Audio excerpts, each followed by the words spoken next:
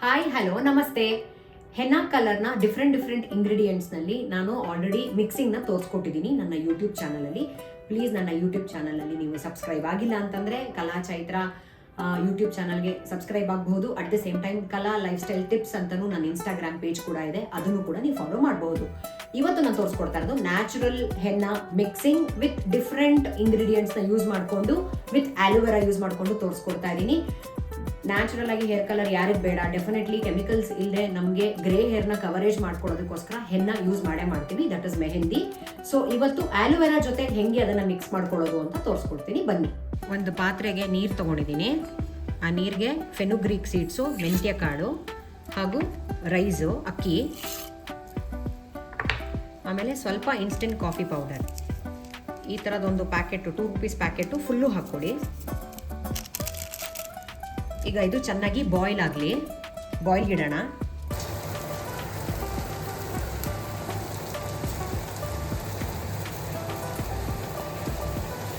Aloe vera ಜೆಲ್ನ ಇದಕ್ಕೆ ಹಾಕೊಳ್ಳೋಣ ಒಂದು ಬೌಲ್ಗೆ.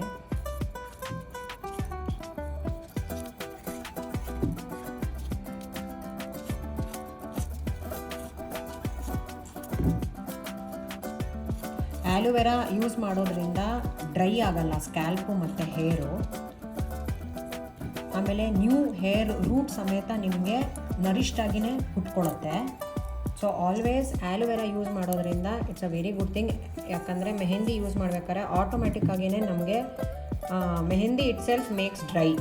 ಸ್ವಲ್ಪ ಸ್ಕ್ಯಾಲ್ಪು ಮತ್ತು ಹೇರ್ನ ಅದು ಸ್ವಲ್ಪ ಡ್ರೈ ಮಾಡುತ್ತೆ ಮೆಹಂದಿ. ಅದಕ್ಕೆ ನಾವು ಹೇಳೋದು ಮೆಹಂದಿ ಅಪ್ಲಿಕೇಶನ್ ಆಗಿ ವಾಶ್ ಎಲ್ಲ ಆದಮೇಲಿಂದ ನೈಟು ಆಯಿಲ್ ಅಪ್ಲೈ ಮಾಡಿ ಮತ್ತೆ ಮಾರನೇ ದಿನ ಇನ್ನೊಂದು ಸಲ ರಿನ್ಸ್ ಮಾಡ್ಕೊಂಡು ಶ್ಯಾಂಪು ಮಾಡ್ಕೊಳ್ಳಿ ಅಂತ. ಸೊ ಈ ಒಂದು ಪ್ರೊಸೀಜರ್ನಲ್ಲಿ ಅದು ಏನೂ ಬೇಕಾಗಲ್ಲ, ಬಿಕಾಸ್ ನಾವು ಆಲೋವೆರಾ ಯೂಸ್ ಮಾಡಿದ್ದೀವಿ ಮತ್ತು ಮೆಂತ್ಯ ಕಾಳು ಹಾಕಿದ್ದೀವಿ. ಸೊ ದಟ್ ಅದು ನರಿಷ್ಡ್ ಆಗಿರುತ್ತೆ, ಕೂದಲು ಡ್ರೈ ಆಗೋದು ಬಿಡಲ್ಲ. ಅದು ಬಾಯ್ಲ್ ಮಾಡ್ಕೊಂಡಿದ್ದೀವಲ್ಲ, ಫೆನುಗ್ರಿಕ್ ಸೀಡ್ಸು, ರೈಸು ಮತ್ತು ಕಾಫಿ ಪೌಡ್ರದ್ದು ಬಾಯ್ಲ್ ಆಗಿರೋದು ಕೂಲ್ ಡೌನ್ ಆದಮೇಲಿಂದ ಅದರದ್ದು ನೀರು ತಗೋತಾ ಇದ್ದೀನಿ. ಮತ್ತು ಆಲೋವೆರಾ ಜೆಲ್ ಹಾಕಿದ್ದೀನಿ.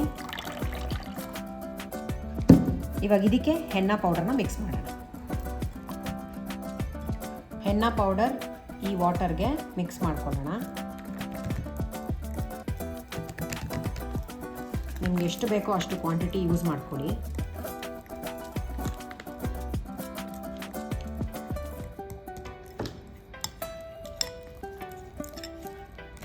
Henna mixing is ready. ನೋಡಿ, ಸುಮ್ಮನೆ ನನ್ನ ಒಂದು ಸ್ಕಿನ್ಗೆನೆ, ಅಂದರೆ ನನ್ನ ಕೈಗೆ ಎಷ್ಟು ಕಲರ್ ಬಂದಿದೆ ಇವಾಗ ಜಸ್ಟ್ ಮಿಕ್ಸ್ ಮಾಡಿದಾಗ್ಲೇ ಅಂತ. ಇದನ್ನು ಓವರ್ ನೈಟು ಹಾಗೇ ಇಟ್ಕೊಂಡು ಮಾರನೇ ದಿನ ನೀವು ಇದನ್ನು ಅಪ್ಲೈ ಮಾಡಿ 2 hours ನೀವು ಹಾಗೆ ರೆಸ್ಟ್ ಮಾಡೋಕ್ಕೆ ಬಿಟ್ಟು ಆಮೇಲಿಂದ ನೀವು ಶ್ಯಾಂಪೂನಲ್ಲಿ ರಿನ್ಸ್ ಮಾಡ್ಕೋಬೇಕು. ಬಟ್ ಇದನ್ನು ನೀವು ಕಲಸಾಗಿದ ತಕ್ಷಣ ಅಟ್ಲೀಸ್ಟ್ 4 to 5 hours ಆದ್ರೂ ನೀವು ಹಾಗೆ ಸೋಪ್ ಮಾಡಿ ಇಟ್ಕೊಂಡು ಆಮೇಲಿಂದ ಅಪ್ಲೈ ಮಾಡ್ಕೊಳ್ಬಹುದು. Thank you so much.